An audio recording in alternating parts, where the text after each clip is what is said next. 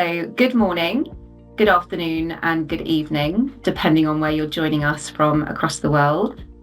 Welcome to today's WeQual Masterclass. My name is Emma Hicks. I'm SVP of Product and Learning here at WeQual. And before we get officially started, I'd actually like to get the chat going. So if you could introduce yourself in the chat, we'd love to know who is joining us today. Hello, Charles. Thank you for kicking off the introductions. So we have South Africa. Got Jasmine from Kuala Lumpur. I was in Kuala Lumpur about 6 weeks ago. Fantastic. Hi, Jasmine. We have India, Germany, Japan, Sweden. Wow. UK, wonderful. That's fine, Tobias. We're just delighted you're here. So yeah, if you are traveling, no worries. We'd rather that you're here. And if you're unable to turn on your camera, that's fine. But I would love to see lots of faces. And I just saw Magdalena turn hers on. So you're not going to be spotlighted. Hello, Marcelo. Lovely to see you. Hi, Ian. Brilliant. I can see those cameras coming on now. So wonderful. Someone from Australia. Hi, Ella. Lovely to see you. China. Wow. What a global group. And this is absolutely reflective of our wonderful global community here at WeQual. So keep those introductions coming. If you didn't hear the beginning, my name is Emma Hicks. I'm SVP of Product and Learning here at WeQual. And I get the honor, the joy and the privilege of being on this journey with you. So let's get started. So today's conversation is about leadership in increasingly complex environments. So as leaders, as we take on broader responsibilities, you're required to build trust, create alignment, and make decisions across different teams, markets, and perspectives. And the challenge is not simply understanding different cultural contexts. It's actually understanding how leadership is interpreted in those different contexts. And many leadership challenges, they're not caused by lack of expertise, they're caused by assumptions about how trust is built, about how decisions get made, about how disagreement is expressed, and what effective leadership looks like. So today, I'm absolutely thrilled to welcome Tulsi Naidu as our role model guest speaker. Tulsi is CEO of Asia Pacific and a group executive at Zurich Insurance Group. She has more than 25 years of leadership experience across Europe and Asia. She's led large, complex businesses through transformation, growth, and significant change, building high-performing teams and delivering outcomes at scale. Prior to her role currently, she served as CEO of Zurich's UK business and held a number of senior executive roles at Prudential. She also brings extensive board experience, so serving as an independent director at Wipro and on the board of Zurich Kotak General Insurance in India. So few leaders have had the opportunity to lead across such diverse markets, cultures, and business environments. So it makes her uniquely placed to share the lessons that we're going to explore today. Now, as we go through the conversation, please do share your reflections in the chat. Also, don't sit on a question. So as a question comes to mind, pop it in the chat or utilize the Q&A function, which we've enabled. So if you'd rather submit a question anonymously, please do so, and we'll come to those questions later on in the session. So Tulsi, welcome back to WeQual. So many people will know you as CEO of APAC at Zurich, but they also might know you through your involvement with the WeQual Awards. So as an executive interviewer, championing senior leaders from around the globe. But before your executive roles, the board positions, and the global leadership responsibilities, I'd love to go back to the beginning of your leadership journey to kick us off. So looking back, when did you first realise that leadership effectiveness wasn't universal and that success in one environment wouldn't automatically translate to another? Emma, it's great to be with you. It's great to be with this incredibly, I've been looking at the chat, incredibly international and multinational group of people. And so I think you used the word role model. I feel very much like a student, and I'm sure I'll learn as much out of this session and the observations people make in the session. Look, I think the place I would start is if I go back to the early part of my career. I had 4 jobs, I would say, in quite quick succession, or 3 jobs, and then the 4th. And they were across sort of consulting, commercial banking, and investment banking.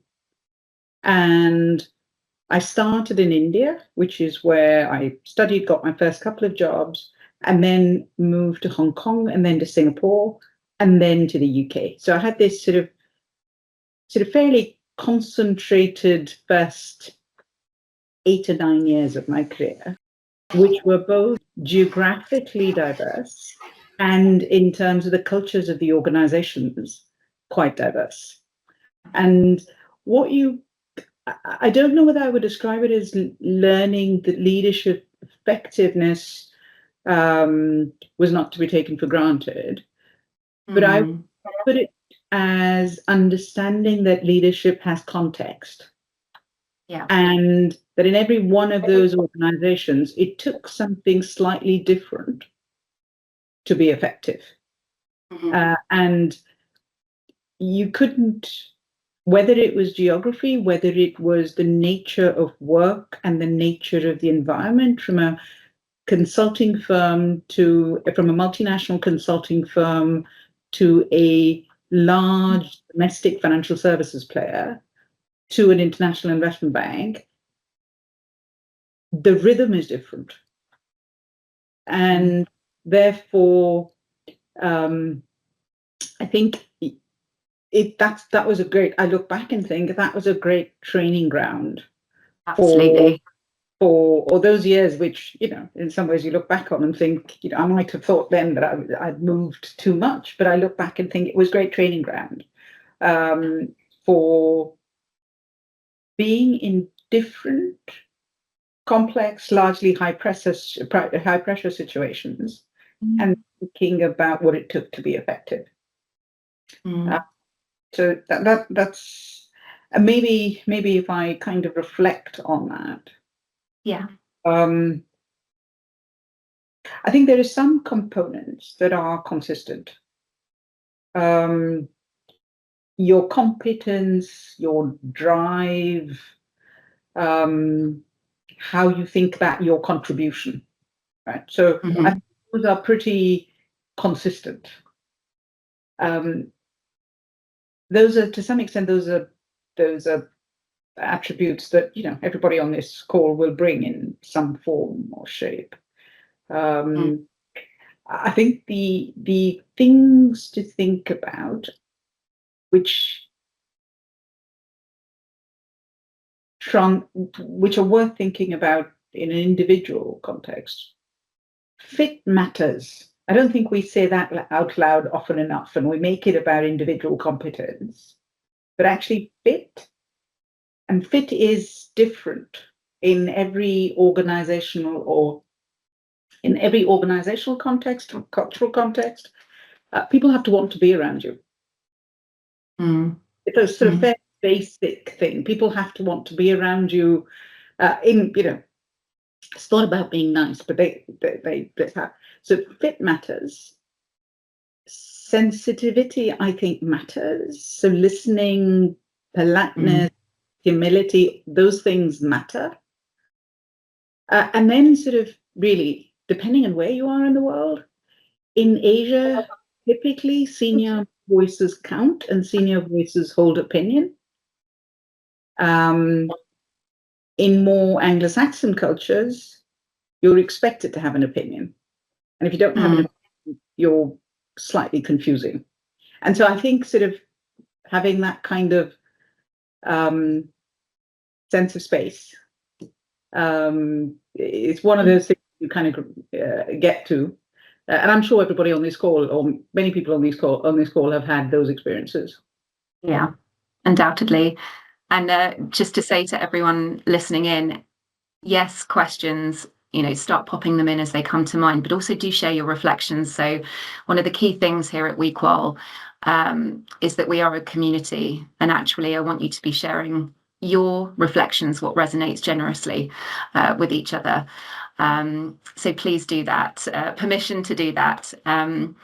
So what a fantastic kind of, as you say, training ground. I really love the expression, thinking about the first 8 to 9 years in corporate. And one of the things that I've noticed, obviously speaking to experienced leaders in our global community, is that some of the most important leadership lessons emerge when our experience is challenged by what we thought we knew.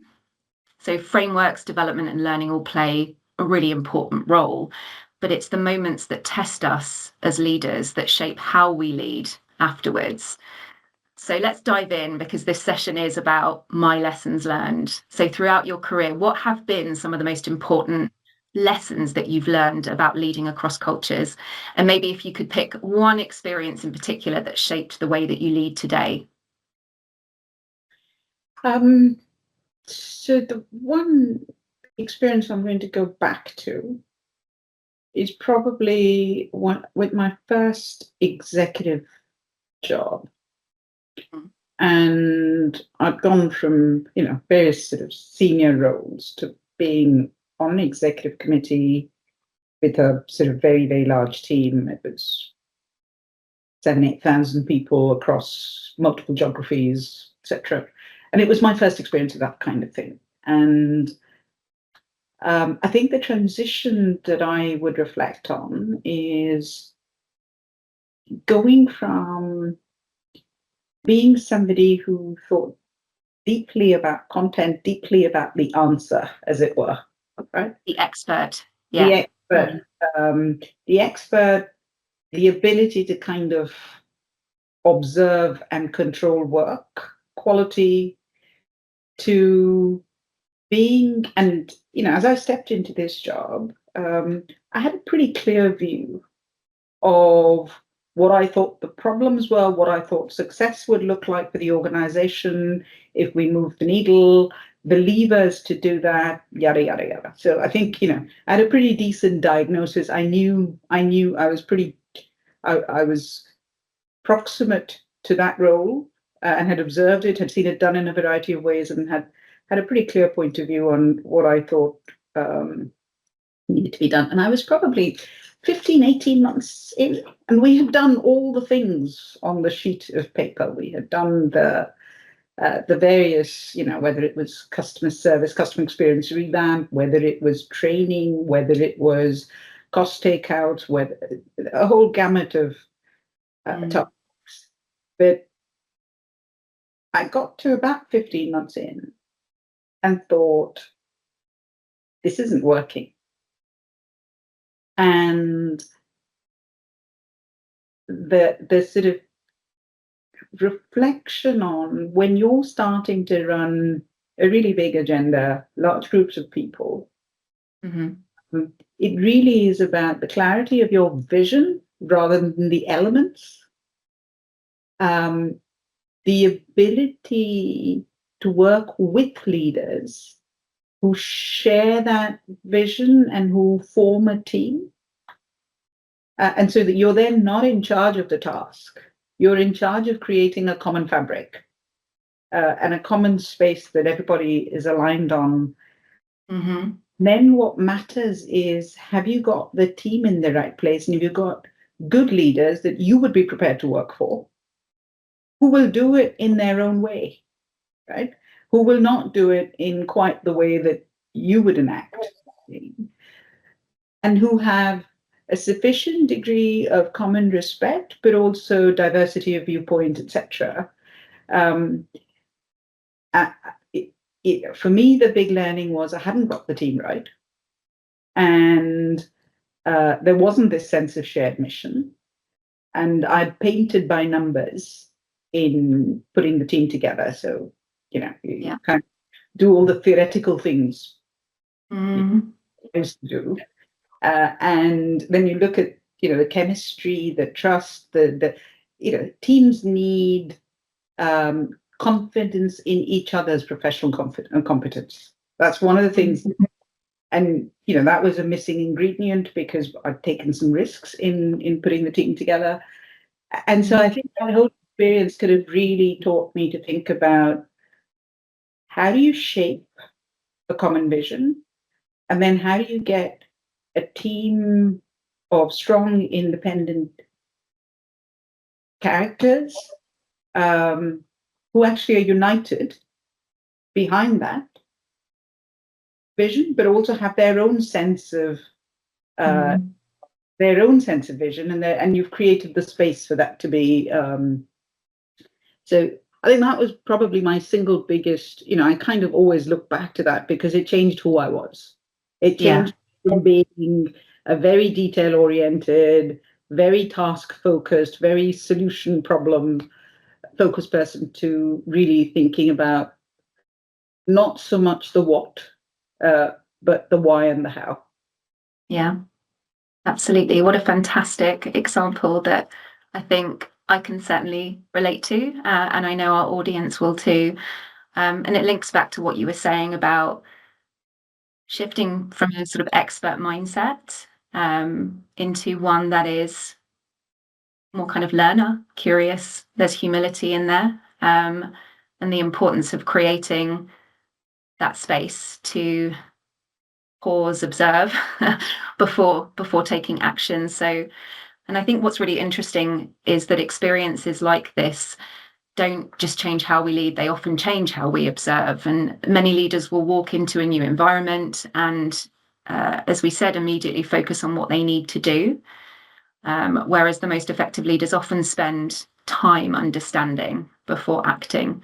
And so when you've entered a new market, culture, or leadership team, and drawing on the experience of the example that you just gave, what do you deliberately pay attention to before you decide how you're going to act, how you're going to lead? I think you want to have quite a clear sense of the environment, right? And I think that will vary for, depending on what your role is and what. But I think if I'm thinking about my role, I think about what's the market context, what's the competitive context, what's our business in a market doing against that backdrop. What are the opportunities that lie forward? How's the business positioned against those opportunities? So I think that sense of, I think it's always useful to go wide before you kind of go. It's always useful to kind of have a sense of what is this about? What are we trying collectively to do in terms of value creation? And I think once you've got that, then you're you're clear on the from and to and what that's going to take. The people aspect of it and the culture aspect of it is the thing that then follows. Because as far as I'm concerned, there is no strategy without culture. I think culture is it's all about culture. And so getting a real sense of what is the context within which you're trying to make change. That's probably, I think for me, the biggest sort of area of observation. There's a sort of outward funnel, and then there's a sort of internally, what is it? That to either give this situation, let me call it, or this business, or this department, or whatever it is, it's going to give tailwind, or it's going to act as a blocker. And then you then overlay that onto that, the people aspect to it. I think I think the sense of what is the change you're trying to drive? What's the culture, and what is it going to take to move the needle? I think that's the kind of system approach I would probably articulate. Absolutely. And I think, taking that macro view, from the first point, rather than digging into the detail, is absolutely the most, the best approach that you can take. But I'm curious, so a follow-up question there. But I think, Emma, sorry to jump in.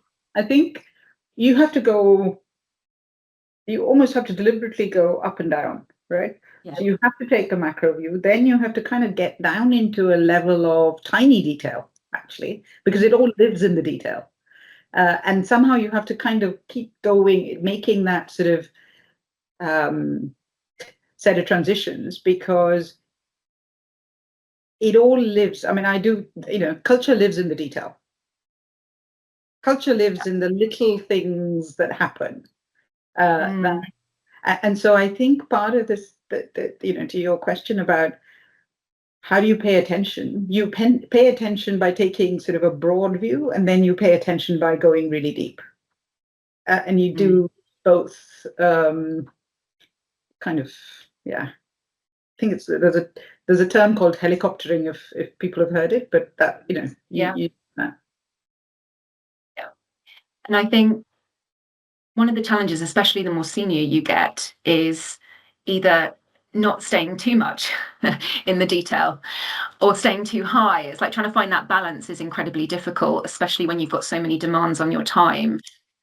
One thing I'm curious of, so my follow-up question was going to be, when it comes to some of those hidden, those underlying challenges that might not be immediately obvious if you're sort of at that helicopter view, how do you really get under the skin of maybe what's happening beneath the surface? And I'm thinking about it also in the context of how decisions get made, who people trust, how disagreement shows up, what people are not saying, and that is all about culture. How have you kind of tackled that without getting too drawn in?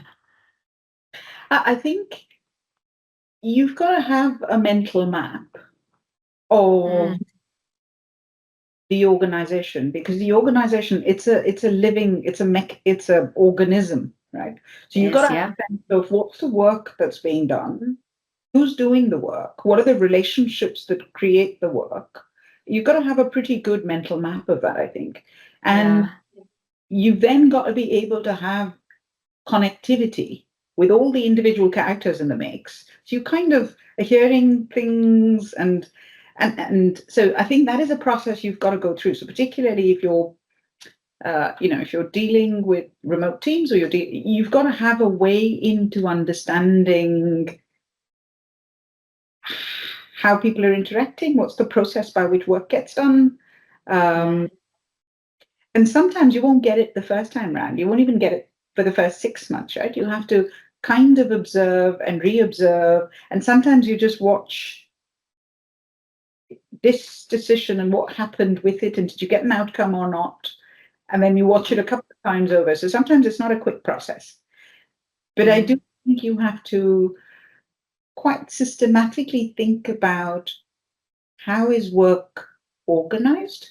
Who are the people and characters who sit at the node of the work? What are their relationships? What are you hearing from everybody concerned around? So I think that's all pretty important stuff. Yeah. And I keep coming back to something that you said earlier around, the kind of value, who's driving the value. And I think if you've got that clarity in terms of what you're setting out to achieve, how you're getting from A to B, what success looks like, it's much easier to bring it back to what's driving value. Yeah. And from a culture perspective, or navigating across different types of systems and cultures, bringing it back to value and the impact that you're driving can kind of cut through some of those differences, right? Potentially, anyway. That makes it sound very easy, but having clarity, bringing it back to business outcomes is super important. Right, I'm going to move on. So I am seeing lots happening in the chat, so I'm very excited to get to Q&A. But I've got a few more questions for you, Tulsi. So I want to come to this kind of thing we hear all the time, being adaptable. what does that actually mean? What was it meant for you? So as your leadership responsibilities became increasingly global, what have you had to adapt most about your own leadership approach to drive the right outcomes? I think it stems from that early lesson, Emma, in not picking a few things to be prescriptive about, or picking a few things that everybody's clear you care about, but Yeah. not picking so many that you then have to micromanage, individual pieces. So there's something about saying, look, this is where we need to get to, right? So our opportunities are either going to be in these segments, or these are the key big picture opportunities that we need to capture. There is big levers we're going to pull to capture those. All good. And then there are a few things that we're going to do, measurable things that we're going to watch, that is going to tell us whether we're making progress or not, right? So I think that's uh, the the big frame. But I think, and I don't, the composition of this group, there will be different personalities on it. But for those people who tend to have come from a sort of deeply detailed expert driver perspective, there is some unlearning to do. Which Mm. I certainly had to go through, because I spent the first 15 years of my career being the person who just got a lot of stuff done, and kind You're of the executor. Yeah. the expert, the executor, all of those things.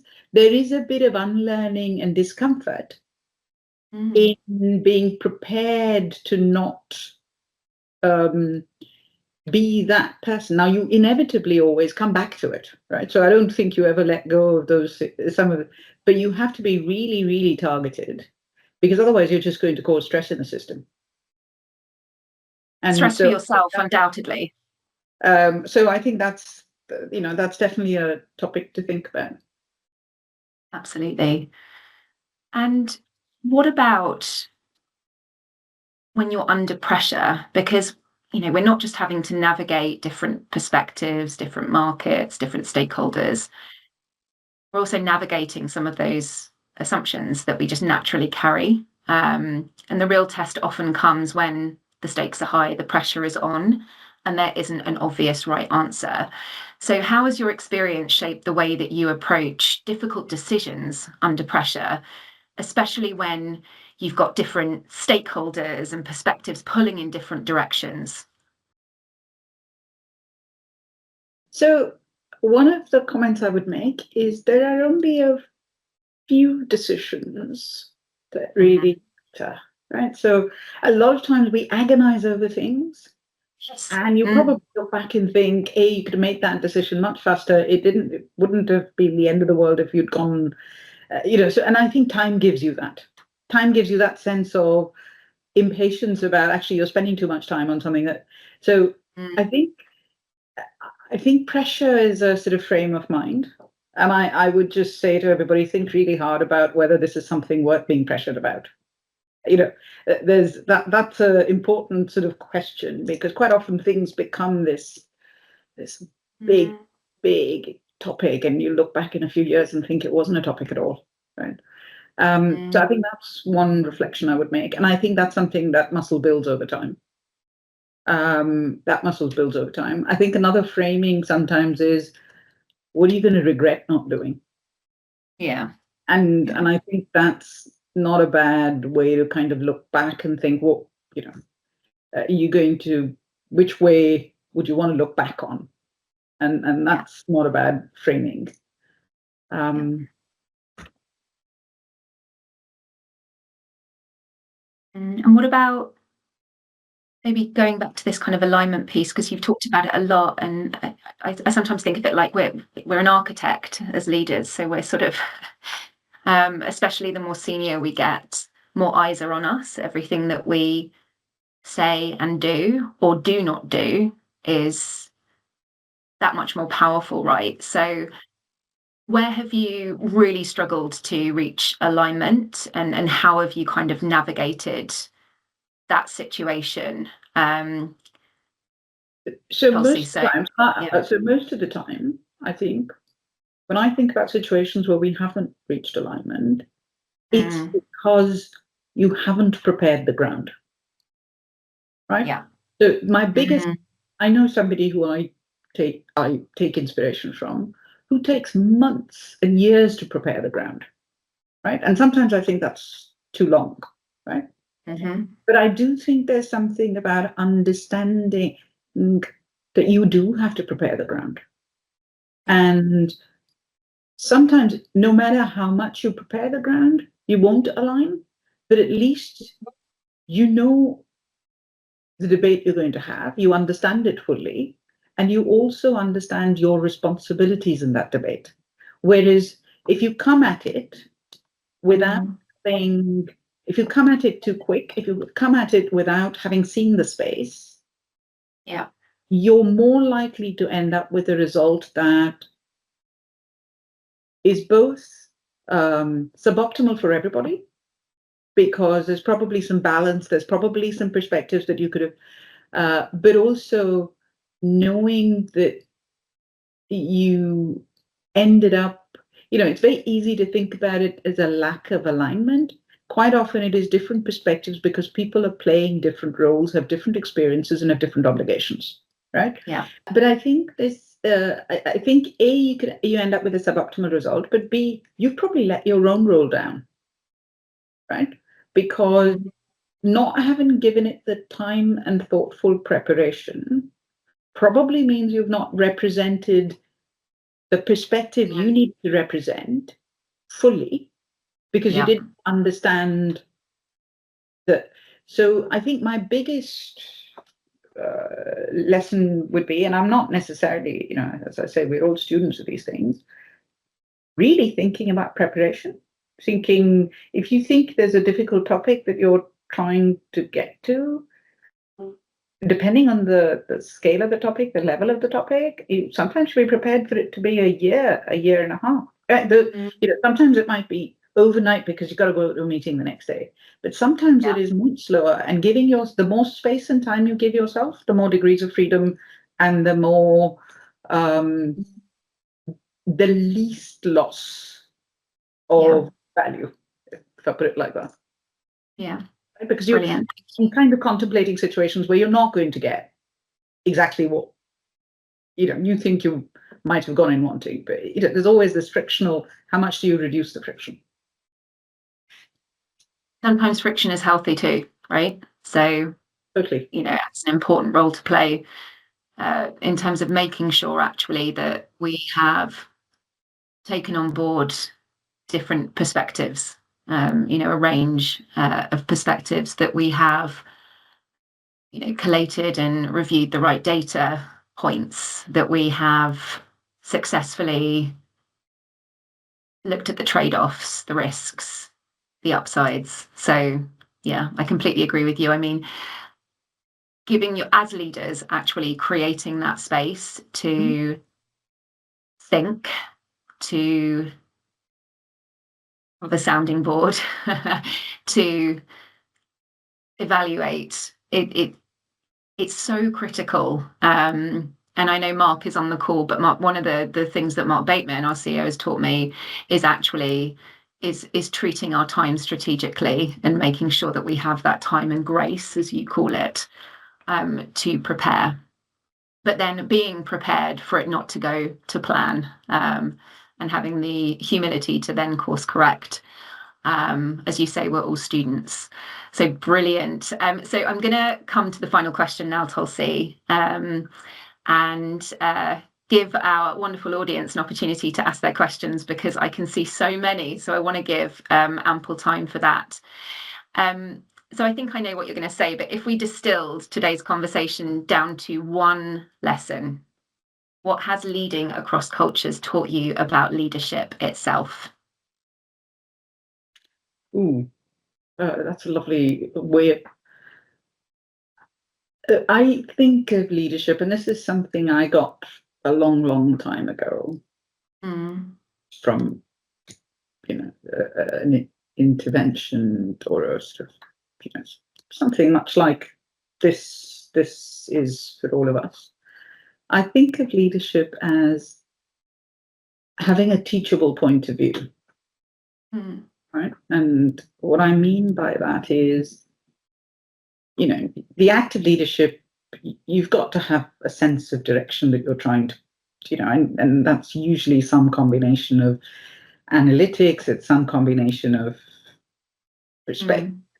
So, but you also have to be able to mobilize. You have to have the loop that kind of both tells you whether you've got the perspective, the direction right, and then you've got to be able to mobilize around that. And that there's energy in that, there's collaboration, there's convening, there's all of those things. So I think across roles, there is something about being able, in the end, and I don't think this is about hierarchy. I don't think this is about.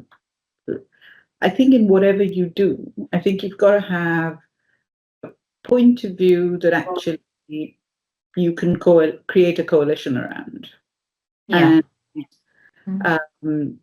move the agenda. Right? And